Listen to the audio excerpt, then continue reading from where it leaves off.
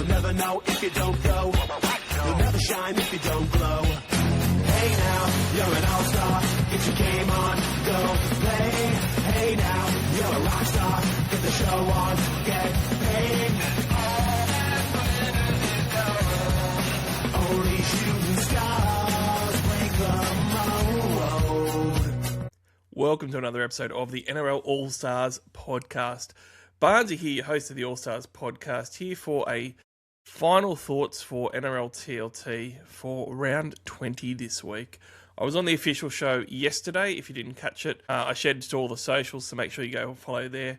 But I gave my in-depth thoughts with Tom Sangster and also Wilson Smith at the Daily Telegraph on the SuperCoach round for this week.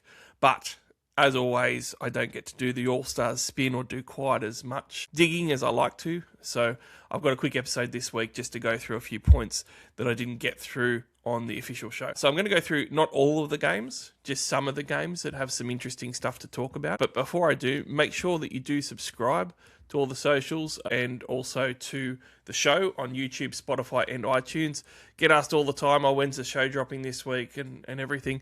If you subscribe, you'll likely find out a lot of the time, and just following as well on socials, you'll find it out as well. But the first game is the Panthers-Broncos. Went through that quite a bit, but I'm going to incorporate some Cleary chat into the second game, and that is the Sharkies and the Newcastle Knights. Now, why I'm going to incorporate that is because a lot of people are probably starting to realise that you can't VC and see both Hines and Cleary unless you've got a flex set up with three halfbacks, basically.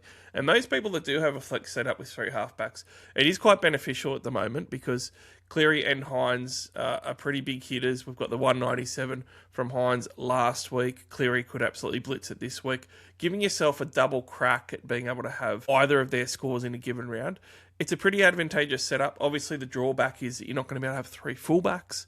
So, you could look at it. But assuming that you don't have it, who's going to be the better play out of the two? A lot of people probably gravitate towards Hines. He does have the 197 from last week. He is playing at Shark Park. So I do like him as a VC option. I'll just throw out there, though, that I've actually got Cleary ahead of him for this week. So as a VC option for this round, I think Cleary's number one. He has a 90-plus average against the Broncos. He's got a 160-odd high against them as well. He's absolutely been killing them. 3 out of the last 4 games, he's turned up against them. So I really do think that he's the one. And the fact that Hines got a big score last week, look, normally that means it's unlikely to happen this week, and it's very unlikely to happen again that he gets close to 200. So to me, it's Cleary, but certainly Hines is going to be the option this week as well. Now, when we're talking pods and gems, there is a guy who I didn't get to mention at all in the official show yesterday, and that is Ronnie Mulatalo. Now, a lot of people have been talking about Sione Katoa on the other wing the last few weeks. I even posted that I was gutted that I didn't have him. But I'll tell you what, Mulatalo is actually now less expensive than what Katoa is. And if you're looking at getting someone in for that Sharkies run, he's 72 break even, 559,000 is actually quite cheap, and 64 average, exactly the same as what he did last year. I actually think that he can finish on a 68 plus type of average like he did the year before last, though, because he does have that really good run of games coming in as well. Last couple of games, Rocks and Diamonds, pretty much what he is, 76 and 37 the last 2 weeks. This Newcastle Knights game, he's going to be up against Greg Marju. No, that's going to be Katoa. Sorry, Dom Young. And Dom Young is... Well, really, Dom Young and Greg Marju are both probably similar in that they can clock off a little bit defensively. But I would rate Dom Young as worse.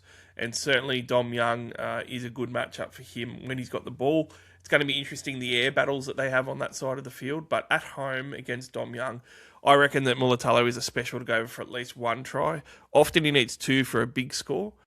But that could be on the table as well for him. So as far as getting in a guy for the run home, quite like it because of the run home that Mulatalo does have. It's also going to be the case of some common questions that I've gotten recently the last couple of days is who in my team can I downgrade to get this other player in, whether that's Ola Kawatu or chasing Hines or whoever that you need to free up cash to get. Now, one of the things is the Dolphins have some guys like Osako who are very commonly owned now, but also have a bye next week and are maybe questionable for the run home if you've got a stacked centre wing. So that is a way that you can do it, particularly if you've got quite a few trades. I would say that you could free up some cash trading someone out that's a fine hold. I'm not saying Asako is a trade out, but there is guys like Asako that are 700k plus who are going to free up 150k if you downgrade to Militalo, and you might actually get a better score out of Militalo on the run home in that run of games that you're going to play him for. So, that's a way to downgrade, get that extra 150k you might need to go somewhere else. You could wait on Militalo the next couple of weeks, Newcastle, then Manly, then Souths. It's really that round 23 that they open up from. But even the Manly and Souths games aren't too bad for the Sharkies either. So don't mind it if you need to do it this week, particularly if you need to downgrade from someone a bit higher price and you're happy to lose them. But he is going to be a massive pod option as well. When we're having a look at the Roosters and Storm game, the Storm obviously decimated, as I was talking about yesterday. We always talk about Mark Nwanganiatuase, and I think rightly so. But I'm just going to throw out there, haven't talked about him for a few weeks. My man Daniel Tupou got his hat-trick last week on his 300th game. Almost scored a ton with his hat-trick. Would have been nice to get over the 100-plus mark. But he's only 538k. So, if you're having a look this week, both of those wingers could go quite well with the matchups against the Storm. The Storm are pretty decimated. Even when they do have those halves there, though, they have been giving up points to those outside backs. So both wings could go quite well. 538k Tupou is a bit of a bargain by another downgrade type option like Militalo. Obviously could be rocks or diamonds. He doesn't have the best numbers this year, and he has been injured a bit as well, which is unlike him. But having said that, 94 last week, and the weeks before that, he was solid as a rock, 70, 70, 68. And really, most of his games, aside from the start of the season, he's been really solid in his scoring. He's only averaging 58 for the year, though. Last year, he was 65, and the year before, he was even better than that.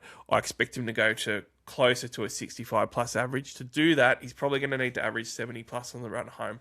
I think it's possible. I'm not going to say it's a definite, but I reckon it's possible, and he's a massive pod. He will be under 2% owned probably the entire run home. Sammy Walker, another really undervalued, underappreciated guy, mainly because you have to have Hines and Cleary. There's nothing else that you can do about it. You've got to have those guys, in my opinion. They are must-haves. So a lot of the time, Sammy Walker is left out in the cold on the ownership front. That's a good thing if you want to run with three halfbacks, though. So if you want to do this, it means that you can have the Cleary and Hines VCC option every week as well. That is another plus of getting a Sammy Walker in. Aside from the fact that he will be sub 10% all the way home, 650k is quite affordable. 52 BE means he's not going to really go down much more, so now's the time to probably buy him. And against the Storm this week, anything could happen. I think that really it's a big must-win week for the Storm, so they might get up, and they are a champion side with a champion coach. But at the same time, the Roosters could buck the trend of their bad record against the Storm and actually really put it on them this week with the troops that they've got out. So if you think that's going to happen and you like Sammy Walker, he's got the Knights and the Cowboys the next couple of weeks, not too bad. And in the grand final week, he's actually got the Dolphins, which, look, we would have thought maybe was not an easy matchup, not a hard matchup, probably middle of the road. After last week, if they keep playing like that and giving up points, it's going to end up being a good matchup for him in grand final week of head-to-heads as well. But just to mention on Sammy Walker, because he never gets talked about, VC option for this week or C. Look, I don't think there's a C option.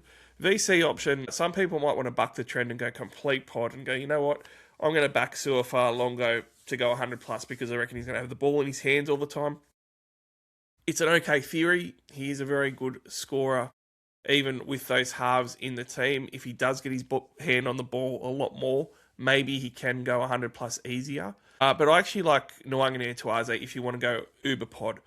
I wouldn't normally do it. I think there's enough, other good options that are more likely to go big enough to loop. But he does have the ceiling for the VC. He can score 3 tries very quickly.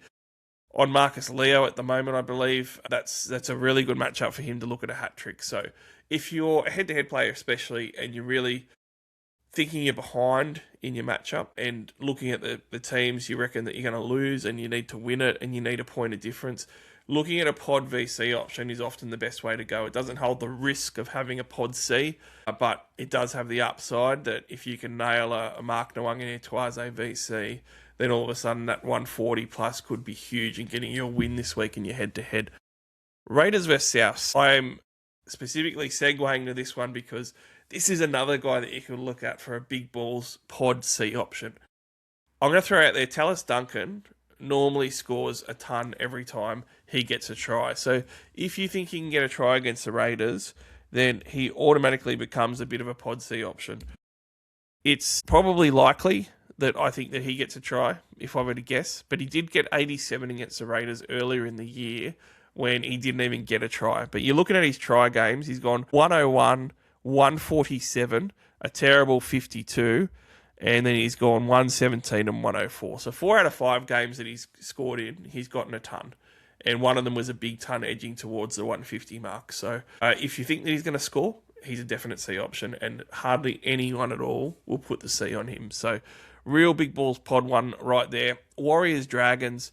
When we're talking about pods, Sloan and Holmes are going to be against DWZ and Ali Leotawa. Now, both of these are interesting options. They're playing a rejuvenated Dragons side. I understand that Tommy has some hope that they're going to be competitive. They've been really good the last couple of weeks. I've got to shout out to them. They've been really competitive. This is a bit different. This isn't them playing at home. This is them travelling to New Zealand and playing in New Zealand against the second best side on the ladder at the moment. And I think that's going to be a real tough ask for them. DWZ, 510,000. And last time he played the Dragons, he scored 88. And on that wing against Sloan, he could definitely get a hattie again. I'm going to say that Leotawa is a bit of a different option. He's not a good SuperCoach option. I'm just going to get that out of the way right now.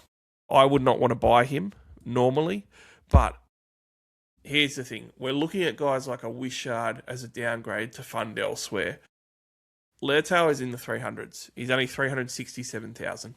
So if you wanted to find some money somehow and just have a guy that you could plug and play for a matchup this week and also potentially against the Gold Coast Titans in 2 weeks' time after this, all of a sudden Leotawa looks like a guy that you might be able to do that with. Now, his SuperCoach scoring is terrible. When you look at the tries that he's scored, in try games, he's gone 75, 57, 62, and 79.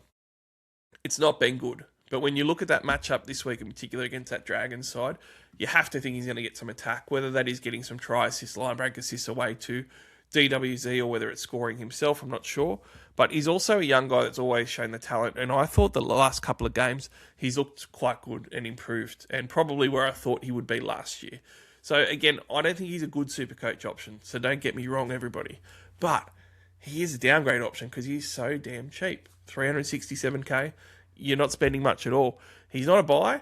He's a downgrade if you need to make a buy elsewhere and you don't have enough cash potentially because he's got a matchup this week. You could even play him for as a massive pod option. C option.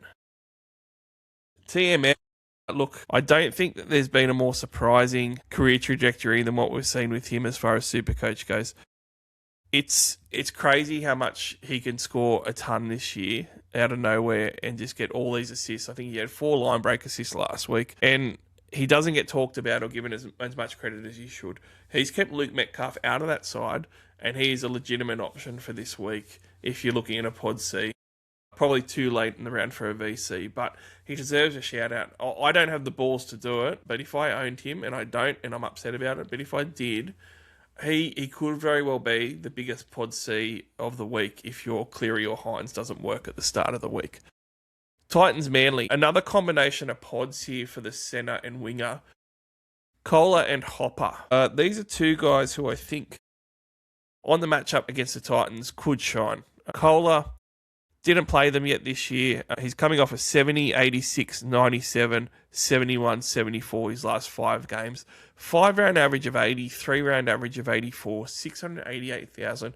Expensive but not overpriced, and averaging a career best 72 at the moment. I do think that he can run home pretty well. The caveat with any of these Manly guys is that they've got that bye in round 22. But Titans this week, Sharkies at home at 4 Pines a week after, and then they go into a decent run home after their bye of Storm, Dolphins, Newcastle, Dragons, again, then Warriors. Now, the last Dragons game he scored a paltry 41, and he hasn't really gotten a lot of real big tons this year. He's got his only ton of 104 and 108 tons, not ton, I should say. And those ones he just scraped over the line against the Raiders and Dolphins. He's shown a 150 plus ceiling before, being able to score a hattie of tries and just carve up if Manly put on points. They're not putting them on at the moment, but this smells like a game where they could. Hopper has also been in a similar boat as well, but he's quite cheap at the mid 500s, so just another sort of downgrade type option. But curious thing is that I have not seen many people say, hey, I'm going to see Olakau'atu, and I am so worried about Olakau'atu this week if I don't own him, so I will be buying him. 100% on that edge, he's looking at high chance of a double. And rarely can you say a forward's got a high chance of a double, but he's just in such good form. 3 tries in his last 2 weeks. He's gone 113 and 90. They're going to use him a lot on that edge. And that 113 had his 2 tries in it. It easily could have been a 130 plus game. Last week he had a try disallowed. Easily could have been a 120 plus game. I think that he's a really good C option this week, and I don't think many people have the balls to do it. I think they'll gravitate towards a VC halfback at the start and then go a C on a safer fullback or someone that they feel more comfortable with. So certainly Olakau'atu is a big one. We talk about fullbacks. Hey, look, Turbo has not worked out as well as what we'd hoped. He's still scored solid 70s the last few rounds, but I will just point out the stats that each of the last 2 weeks, he would have had a ton if his second half matched his first half production. That is something that I think will eventually, at some point, correct itself, and he'll put together 2 halves of football. A lot of it's not his fault. It's been the ball that he's been getting. It just has to happen eventually. And against the Titans, I just feel like that it could very well be this week. It is a very ballsy captaincy option, particularly with how bad his second halves have been. But obviously, against the Titans, he's got a pretty good resume. I don't think people realise how good it is. His average against the Gold Coast Titans is 109 points. That's his average, 109. 208 point high. He has absolutely killed the Titans across his career. Loves playing them. And the only better numbers are really at the Dolphins, and it's because he's only got a few games against them. So really, the Titans are his team. You'll rarely find a guy that has 9 games against a club and has over a ton average. So, to me, Turbo's my favourite ballsy pod captain of the round. And I reckon that I may very well end up going for it. Not sure. I can't see VC, Hines and Cleary because they're both in my halfback spot. But at the moment, I'm leaning towards a Turbo pod captain option. And look, at worst, I think that, you're still going to get that sort of 70-ish type of score, which isn't going to completely kneecap you or kill you. But the upside of Turbo having a big game is going to be there. And he only has a 1 ton so far, and that was at the start of the year. Turbo always has at least 3 or 4 tons a year, if not more. But if he's having a down year or not many games, it's still a few tons. He's only got the 1 so far. So at some point on the run home, he's going to have to start getting some tons. Statistically, I reckon the Gold Coast Titans this week is the week that he's going to do it. Before I get on to the final games, I quickly need to mention a great partner, sponsor, and friend of the NRL Allstars podcast in One World Courier. Now, oneworldcourier.com.au, you can go there and sign up for a free account today, but basically what it is a trading platform for any courier or shipping needs that you have, whether you're a business that's sending pallets or an office that's just sending envelopes, whatever courier or shipping you need, they can help you out with. Once you sign up for that free account, and when you do, make sure you put NRL Allstars as far as where you heard about them, then you can put in what you want to send, where you want to send it to. They'll give you all the carrier options of over 40 different carriers that you can use, and you just choose which carrier you want to go with, whether it's TNT, Ozpost, whoever, and then they organise it all for you. It's really that simple. It's a great service, and they're great supporters of rugby league, not just the All-Stars podcast, but also the West Tigers. Now you'll see them on the jersey and all the signage there. So jump on oneworldcourier.com.au today and get on them. Dolphins, Cowboys. Dolphins coming off giving up 66 points. You'd obviously want to target Cowboys, but who are you going to target? For me, it's always astounding that Drinkwater is so undervalued, and I did mention this on the podcast with Tommy yesterday on the official one, but I'm going to mention it again because I'm also going to say Drinkwater is very much like Turbo. He is a big pod C option for this week, and if you're chasing someone like a Drinkwater captaincy, if he goes bang, could absolutely kill it. High of 127 so far this year. Against the Dolphins, he's got a 74 average and a 124 high. That's actually right near the top of his best averages historically as well. Has played the Dolphins 7 times, so it's a decent sample size too. I think that he could go well this week. I actually like him better as a buy though. At 644,000, I keep saying all these teams that have centre wing or a second row forward that they've had to get in, that they've thrown in their flex and they're going to move them later. If you've done something like that, a pod ownership sub 10% drink water on the run home could be absolutely gold, starting with this week against the Dolphins. But when you look at the following weeks, he's got the Broncos, the Roosters, and both of those are at home as well in Townsville, the Titans, and then the Eels. Then he's got a bye, then he's got the Tigers and the Raiders. Both of those last two games are actually at home in Townsville as well. So particularly if you're chasing overall glory, that last couple of weeks could be huge, 18 drink quarter. And I do think that he looks like a really good buy at the moment. So just an option there. But hey, look, that's the show. It was just a quick one just to go through some things that we might have missed on the official one. Next week, I'll get Mikey back on board and we'll be doing a full show for the All-Stars podcast. But until then, make sure that you do please follow and subscribe on Spotify, iTunes, and also YouTube. And make sure that you do follow us on all the socials as well. Thanks very much for listening. Really appreciate the support from everyone. Enjoy round 20. Hopefully it is good to everyone. And I can't wait to talk more footy again with everyone next week. You'll never know if you don't go. You'll never shine if you don't glow. Hey now, you're an all-star. Get your game on, go play. Hey now, you're a rock star. Get the show on, get paid. Only shooting stars.